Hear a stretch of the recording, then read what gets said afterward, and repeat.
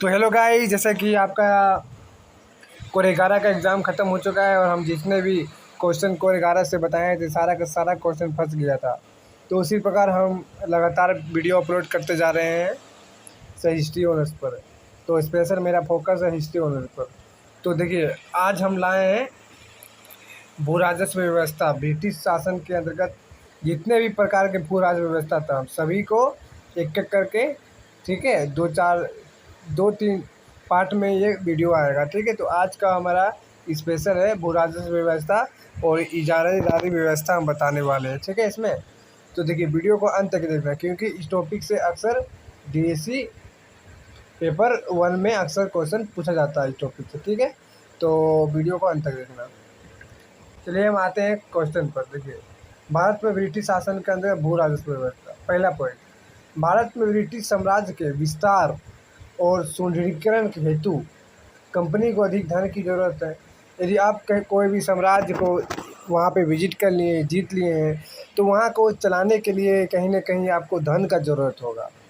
सही बात है। आप जैसे कि आप कोई कंपनी खड़ा कर रहे हैं, तो कंपनी खड़ा कर रहे हैं तो उसको आपको धन की ज़रूरत होगा। तो उसी प्रकार एक साम्राज्य का विस्तार के लिए, उसको मजबूत बनाने के लिए कहीं ना कहीं कंपनी को धन की आवश्यकता होगा, धन की ज़रूरत होगा। वो धन कहाँ से लाएगा? वो थोड़ी ना इंग्लैंड से लाएगा। वो जहाँ पे शासन कर रहा है कहीं ना कहीं वहीं से दिमाग लगाया कि ये कहीं ना कहीं यहीं से कुछ मिल जाए हमें पैसा तो और अच्छा होगा, जाने भी नहीं पड़ेगा दूर। तो उसी प्रकार क्या हुआ, कंपनी कच्चे माल की जैसे कि खरीदारी, फिर सिविल और सैनिक अधिकारी को वेतन, भारत के ग्रामों एवं दूर दराज क्षेत्रों का अधिकार करने के लिए कंपनी को भारत राजस्व की आवश्यकता थी। ठीक है, अब उसके उतने उतने सैनिक होगा, सैनिक के अधिकारी होंगे बड़े बड़े, उनका वेतन हुआ। फिर सिविल सेवा जो निकाला था उनका, जो कलेक्टर से बनता था उनको पैसा देना, फिर कच्चे माल खरीदना। ठीक है, फिर ग्राम का, फिर दूराज क्षेत्रों में अधिकार के लिए कंपनी को कहीं ना कहीं पैसा की ज़रूरत था। तो ये पैसा आएगा कहाँ से? ये जो भू राजस्व आएगा कहाँ से? ठीक है, ये राजस्व की पैसा आएगा, धन कहाँ से आएगा? ये दिमाग लगाया, कौन लगाया दिमाग? तो ये दिमाग लगाया ब्रिटिश लोग लगाया कि यहीं काहे नहीं कि भारत में ही रह कर धन को इकट्ठा किया जाए। देखिए कितना खतरनाक सोच रहा था ब्रिटिश लोग। वो देखिए कंपनी लोग आगे देखिए, तो उसको तो आप पैसा चाहिए, बहुत ही अर्जेंट आ गया है। तो वो सोचा कहने हम भू राजस्व व्यवस्था के अंतर्गत हम इस पैसा को इकट्ठा करें, धन की ज़रूरत को पूरा करें। ठीक है, तो वो अब सोचा भू राजस्व व्यवस्था के बारे में। ठीक है, तो अब समझिए भू राजस्व व्यवस्था क्या था। ठीक है, देखिए 18वीं शताब्दी के उत्तरार्ध की राजनीति अस्थिरता ने ग्रामों के समान जीवन में प्रतिकूल प्रभाव डाला। एक राजनीति अस्थिरता था, मतलब कि अस्थिर था एकदम। ठीक है, राजनीति में कोई हलचल फलचल नहीं, एकदम स्थिर हो गया, एकदम अस्थिर, इधर उधर मतलब राजनीति हो रहा था। ठीक है, तो 1765 ईस्वी में कंपनी ने, अब जैसे कि 1765 में जानते हैं कि बंगाल, बिहार, उड़ीसा के सूबे का दीवानी का अधिकार मिल गया था राजस्व वसूली का। किसको? कंपनी को।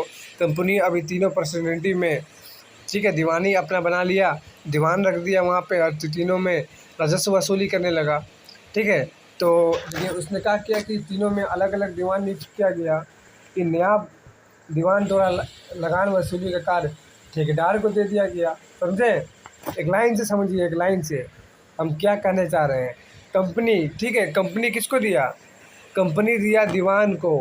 दीवान, फिर दीवान के नीचे कौन था? दीवान के नीचे ठेकेदार। ठीक है, तो कंपनी के नीचे दीवान, दीवान के नीचे ठेकेदार। अब ठेकेदार को दे दिया, अब ठेकेदार किससे करेगा, किससे लेगा पैसा? अब ठेकेदार लेगा, कृषक से वसूली करेगा। ठीक है, एक सीक्वेंस में समझिए। कंपनी के बाद आया दीवान, दीवान के बाद ठेकेदार, ठेकेदार के बाद ठेकेदार लेगा डायरेक्ट कृषकों से लेगा पैसा। ठीक है, क्यों? अब देखिए कंपनी को पैसा प्रत्यक्ष रूप से नहीं मिल रहा, अप्रत्यक्ष रूप से मिल रहा है, इनडायरेक्टली मिल रहा है। डायरेक्ट वो किसान से नहीं ले रहा पैसा। उनके बीच दो गो व्यक्ति भी हैं बीच में, एक तो दीवान भी है और एक तो ठेकेदार भी है। ठीक है, मैं हर बात को समझिएगा। ठीक है, तो कृषकों से वसूल करता था, फिर कंपनी उनको द्वारा निश्चित रकम अदा किया गया कि हाँ भाई आप इतना उपज का, इतना भाग का हमको इतना चाहिए। ठीक है, इस व्यवस्था में जमींदारें भी ठेकेदार का नियंत्रण में आ गया और जिनके उनकी वित्त स्थिति बिगाड़ दिया। अब कहीं न कहीं ठेकेदार का जो नियंत्रण था उन ज़मींदार पर आ गया, ज़मींदार भी ठेकेदार के नियंत्रण में आ गया। अब कहीं न कहीं मजबूत हो गया ठेकेदार वाले।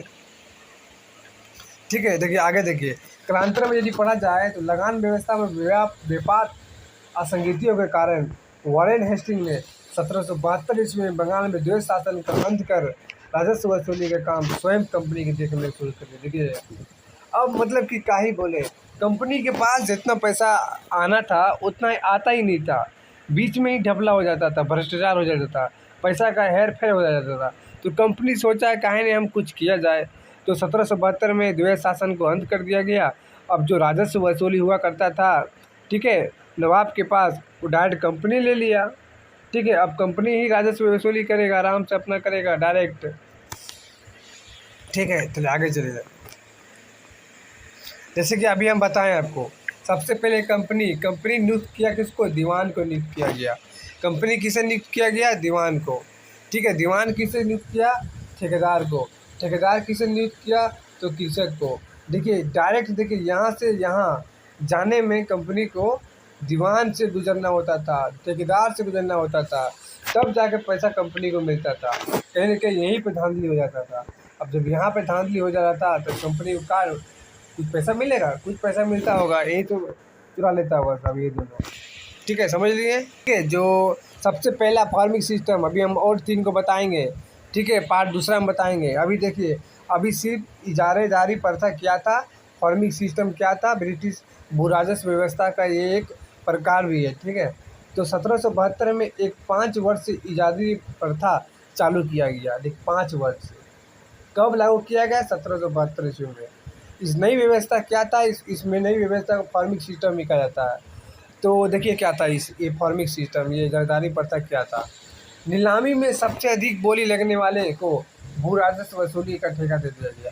अब 50 गो आदमी खड़ा कर दिया है। ठीक है, कंपनी के एगो आदमी खड़ा कर दिया, कंपनी का आदमी एगो है, अब 50 गो आदमी उसके सामने है। अब नीलामी किया, हाँ हाँ इतना पैसा के बाद जो जो जीता, ठीक है, जो सबसे अधिक गया, जिसका बोली सबसे अधिक लगा, वही भू राजस्व वसूली करेगा, वही व्यक्ति को ठेका देगा, ठेकेदार बनाएगा। ठीक है, ये था फार्मिंग सिस्टम, ये था इजारेदारी प्रथा। ठीक है, बोली के द्वारा। इस पद्धति में जमींदारों को अलग रखा गया, जमींदार से कोई मतलब नहीं, उसे अलग रखा गया, क्योंकि वॉरेन हेस्टिंग का मानना था कि इसमें जमींदारों को शामिल करने का अर्थ होगा कि सरकार को भू राजस्व का एक बड़ा दंड वंचित हो जाएगा। सही बात है।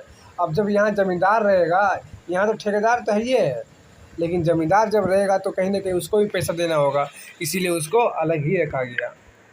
परंतु इस व्यवस्था का भी परिणाम हानिकारक रहा, लेकिन अंततः क्या हुआ कि ये भी फार्मिंग सिस्टम, ठीक है, परिणाम इसका नेगेटिव रहा। इससे भू राजस्व की रकम तो बढ़ गया, भू राजस्व तो बढ़ गया, लेकिन वसूली प्रति वर्ष घटते बढ़ते आ रहा है। कोई वर्ष कम पैसा आ रहा है तो कोई वर्ष बेसी आ रहा है, कोई वर्ष बेसी आ रहा है तो कोई वर्ष कम आ रहा है। इस योजना में कृषि उन्नति हुआ, कृषि का शोषण भी हुआ। देखिए कृषि का शोषण तो हुआ, लेकिन शोषण कुछ हद तक बंद करने और कंपनी को धन की आवश्यकता को पूर्ति नहीं करते। देखिए इसमें पूरा कृषि का शोषण हुआ। आज तो कंपनी के जो धन की आवश्यकता था, इतना इतना लाख इतना करोड़, वो उसे पूर्ति नहीं कर सका गया। कहीं ना कहीं इससे इसका ही परिणाम निकलेगा इजाजती प्रथा का, फार्मिंग सिस्टम का, कि ये कहीं ना कहीं नेगेटिव साबित हुआ। ठीक है, क्योंकि ज़मींदारों को ग्रामीण क्षेत्र का वर्चस्व था। अब ज़मींदार लोग ग्रामीण का वर्चस्व था, वे भू राजस्व विशेष थे, उनका सहयोग के बिना ये योजना सफल ना हो सका। तो कहीं ना कहीं ज़मींदार तो देखिए, ज़मींदार लोग कहाँ रहता था? ग्रामीण क्षेत्रों में। अब ग्रामीण क्षेत्रों में ज़मींदार का पकड़ है, तो वो कहीं ना कहीं वो अधिक आपको पैसा देगा कंपनी को। तो इसी का इसको तो हटा दिया था वॉरेन हेस्टिंग, इसको अलग रखा था, ठेकेदार को ही रखा था डायरेक्ट। तो वो कहीं ना कहीं इसी के कारण, ज़मींदार के कारण भी इस योजना का असफल रहा। आगे देखिए, इस 5 वर्ष ठेकेदारी योजना में असफल होने के बाद वॉरेन हेस्टिंग ने 1776 ईस्वी में 1 वर्ष से कर दिया गया। देखिए 1 वर्ष, अब ठेकेदारी 1 वर्ष, 5 वर्ष से कितना, 5 वर्ष से अब 1 वर्ष हो गया, 1 वर्ष। ठीक है, देखिए अब क्या किया, देखिए ये ठीक है।